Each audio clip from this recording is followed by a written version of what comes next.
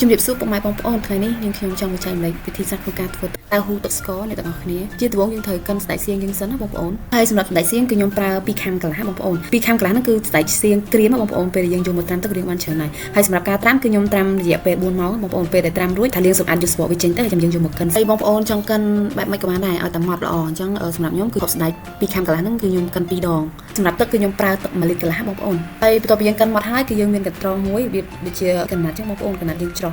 ម្សៅអញ្ចឹងបងប្អូនអាចយកកណាត់ហ្នឹងយកមកច្រោះយកកាត់ស្ដេចនឹងចេញបងប្អូនយើងយកទឹកវាទេសម្រាប់ការច្រោះគឺខ្ញុំច្រោះ2ដងបងប្អូនដើម្បីឲ្យតៅហ៊ូរបស់យើងហ្នឹងគឺកាន់តែម៉ត់ល្អអញ្ចឹងណាបងប្អូនបន្ទាប់ពីយើងបានច្រោះស្ដេចរបស់យើងយកកាត់ចេញឲ្យនៅសារទឹកគឺយើងយកមកដាក់ជាមួយភ្លើងក្នុងពេលយើងដាក់គឺយើងដាក់ភ្លើងខ្លាំងពេកទេបងប្អូនយើងដាក់ភ្លើងតិចតិចទៅដើម្បីកុំឲ្យតៅហ៊ូរបស់យើងខ្លោចបានកាលណាខ្លោចបានវាអាចនឹងក្លិនហើយមុនពេលដែលបងប្អូនបើកភ្លើងហ្នឹងបងប្អូនកុំភ្លេចដួសអាពពុះដែលនៅខាងលើហ្នឹងចេញសិនណាព្រោះពេលយើងដួសពពុះនេះចេញទៅទឹកពេលយើងដួសពពុះនេះចេញទៅតៅហ៊ូយើងហ្នឹងវាម៉ត់ល្អអញ្ចឹងណាបងប្អូនពេលដែលបើកភ្លើងបងប្អូនព្យាយាមកូររហូតប៉ុន្តែកូរបងប្អូនកូរទៅឆ្វេងគឺឆ្វេងរហូតអញ្ចឹងណាបងប្អូនកុំកូរបកក្រោយវាអាចនឹងធ្វើឲ្យតៅហ៊ូរបស់យើងហ្នឹងវាឡើងជាពពុះម្ដងទៀតហើយស្អីម៉ត់ល្អអញ្ចឹងណាបន្ទាប់បងប្អូនអាចបើកភ្លើងទៅហើយយើងចាប់ផ្ដើមដាក់ស្លឹកតយយើងហ្នឹងយើងរុំវាតិចទៅហើយយើងចាប់ផ្ដើមកូរវាដូចខ្ញុំប្រាប់បងប្អូនពីដើមអញ្ចឹងគឺយើងកូរទៅឆ្វេងទៅស្អាតគឺតាមរហូតអញ្ចឹងណាបន្ទាប់ពីបងប្អូនកូរបានមួយស្ទុះហើយបងប្អូនអាចបិទគម្របបន្តិចសិនទៅហើយវារៀងងុំបន្តិចអញ្ចឹងណាតែកុំបិទយូរពេកជៀសវាងដូចខ្ញុំប្រាប់អញ្ចឹងខ្លាចវាខ្លោចបានអញ្ចឹងណាបងប្អូនបន្ទាប់ពីយើងបានបិទគម្របមកភ្លើងហ្នឹងមកយើងបើកទឹកឃើញទឹកស្ដេចយើងបានពុះហើយតែទឹកស្ដេចយើងបានពុះយើងកាន់តែបន្ថយភ្លើងទេបងប្អូនព្រោះបើសិនជាបើកភ្លើង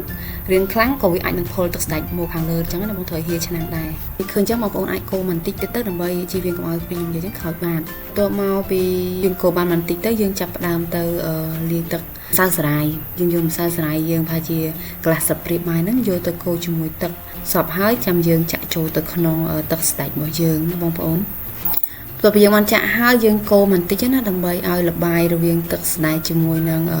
ងម្សៅសារាយហ្នឹងវាចូលគ្នាអញ្ចឹងណាបងប្អូនមកវាកប់ដុំយើងនៅតែបន្តកូរបន្តិចទៀតដើម្បីឲ្យទឹកស្ដេចយើងនឹងពុះទៅបន្ទាប់ពីទឹកស្ដេចយើងបានពុះហើយយើងអាចដួសពពុះដាក់នៅម្ដែតពីលើហ្នឹងហើយនឹងស្លឹកតយយើងបានដាក់យកក្លិនមុនហ្នឹងយើងដួសចេញដែរណាបងប្អូនតែប៉ុណ្ណឹងរួចជាការស្រេចហើយបងប្អូនហើយបងប្អូនអាចដួសដាក់ប្រអប់ដាក់ក្នុងទូទឹកកកក៏បានដែរហើយបន្តមកទៀតយើងងាកមកធ្វើទឹកស្កររបស់យើងបងប្អូនគាត់ជាឆ្ងល់ថាទឹកស្កររបស់ខ្ញុំហេតុអីបានជាមានម្សៅចានអញ្ចឹងណាអានេះគឺជាម្សៅដំណើបដើម្បីខ្ញុំយកមកធ្វើជារបៀបគុជដាក់ក្នុងទឹកស្កររបស់យើងហូបជាមួយនឹងតៅហ៊ូរបស់យើងបងប្អូនអញ្ចឹងបងប្អូនអាចងាកមើលបានថាដំណាក់កាលនៃការធ្វើទឹកស្ករនេះបែបម៉េចទៅទស្សនាទាំងអស់គ្នាបងប្អូនជាដំបូងបងប្អូនយកម្សៅដំណើប4ស្លាបព្រាហ្នឹងយកមកលាយជាមួយនឹងទឹកឲ្យចូលគ្នាហើយបងប្អូនទុកមួយឡែកសិនបងប្អូនងាកទៅដាក់ដាំទឹកសិនណាហើយកំឡុងពេលដែលយើងដាក់ដាំទឹកហ្នឹងបងប្អូនអាចចាប់ផ្ដើមលុញម្សៅរបស់យើងហ្នឹងជាចង់មូលក៏បានចង់ទៅវែងក៏បានតែបងប្អូនទេឬក៏យើងលុញដូចធ្វើនំអ៊ីអញ្ចឹងក៏បានដែរបងប្អូនមុនដំបូងខ្ញុំដាក់កាត់ជាកង់តែយើងយូរដែរអញ្ចឹងខ្ញុំសុខចិត្តលុញវាជាមួយមូលអញ្ចឹងណាបងប្អូនអញ្ចឹងអានេះយើងមានច្រើនទម្រង់យើងមានទាំងទៅវែងយើងមានទាំងមូលសម្រាប់ម្សៅដែលយើងដាក់ចូលទៅហ្នឹងយើងចង់ដឹងថាវាឆ្អិននៅពេលដែលយើងដាក់ចូលទៅវាអណ្ដែតលើទឹកដែលយើងដាំហ្នឹងមានន័យថាម្សៅនំហ្នឹងគឺបានឆ្អិនហើយយើងអាចដួសដាក់ចានមួយទៅចានដែលមានទឹកត្រជាក់មួយបងប្អូនដើម្បីកុំឲ្យពេលយើងដួសដាក់អត់មានទឹកអញ្ចឹងវាអាចនឹងជាប់គ្នាអញ្ចឹងណាបន្តមកទៀតយើងចាប់ផ្ដើមធ្វើទឹកស្ករយើងគឺយើងដាក់ស្ករផែនយើងមួយផែនហ្នឹងបងប្អូនហើយតែជាដុំទុយទឹកក៏បានដែរបងប្អូនហើយបន្ទាប់ពីស្ករយើងឡើងជើងពងក្រហើយបងប្អូនចាក់ទឹកចូលទៅចាក់ទឹកចូលរងចាំឲ្យស្ករនិងទឹកខ្លាយទៅជាល្បាយតែមួយហើយបងប្អូនដាក់ខ្ញីហើយនឹងលឹកតយរបស់យើងបងប្អូនហើយយើងបិទគម្របបន្តិចទៅដើម្បីឲ្យតយហើយនឹងខ្ញីហ្នឹងវាចេញក្លិនមកឈ្ងុយហើយបន្ទាប់ពីយើងបិទគម្របបានមួយស្ទុះមកយើងដាក់នំយើងន័យថាគុជដែលយើងបា